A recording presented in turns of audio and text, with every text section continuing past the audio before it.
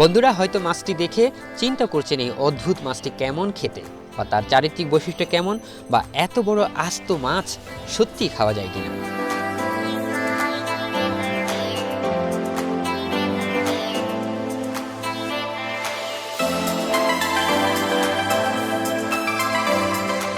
বন্ধুরা এখনও যারা চ্যানেলটি সাবস্ক্রাইব করেনি, প্রথমে সাবস্ক্রাইব করে নিন, যাতে আরও নতুন নতুন বিভিন্ন বিষয় নিয়ে ভিডিও দেখতে পারেন। এখন আমরা চলে যাব মাছটি সম্পর্কে জানতে। মাছটি বাংলাদেশে কামিলা মাছ নামে পরিচিত। এটি একটি সামুদ্রিক বৃহদাকৃতির শিকারী মাছ। এটির দেহ মোটা, শক্তিশালী এবং সাপের ন্যায় লম্বা ও নলাকার। মুখ খুব বড়, লম্বাটে এবং মুখের চোখের নিচ পর্যন্ত বিস্তৃত হতে পারে। দাঁতগুলি সাধারণত বড় এবং সুস্পষ্ট। উপরের চোয়ালে 3 সারি এবং নিচের চোয়ালে 4 সারি দাঁত রয়েছে। নিচের চোয়ালের সামনের দিকে এবং ভোমারের উপর সাপের 20 দাঁতের ন্যায় ছেদন দাঁত আছে এই মাছটিতে।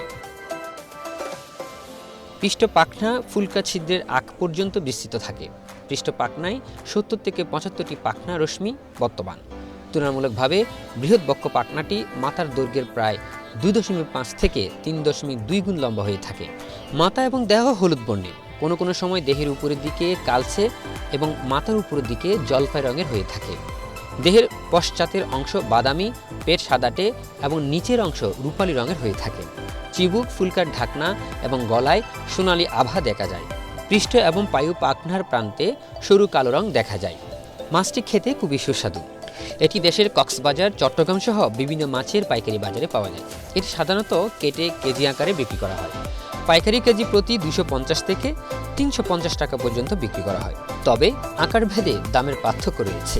এই প্রজাতির মাছ বাংলাদেশের উপকূলীয় এলাকা এবং ভারতের পূর্ব উপকূলীয় ও মোহনা অঞ্চল ছাড়াও যেসব নদীতে জোয়ার ভাটা চলে সেখানে এদের দেখতে পাওয়া যায়।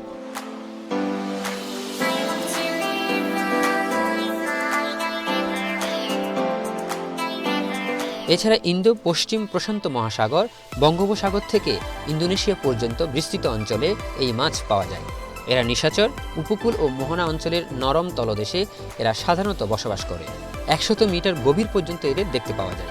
সাধারণত তলদেশের ছোট মাছ, খোলস বিশিষ্ট প্রাণী এদের প্রধান খাদ্য। বন্ধুরা আজকের মতো এইটুকু। অন্য কোনো দিন অন্য কোনো জায়গায় অন্য কোনো বিষয় নিয়ে আপনাদের সামনে হাজির হব। ভালো থাকুন, সুস্থ থাকুন, রয় টিভির সঙ্গে থাকুন।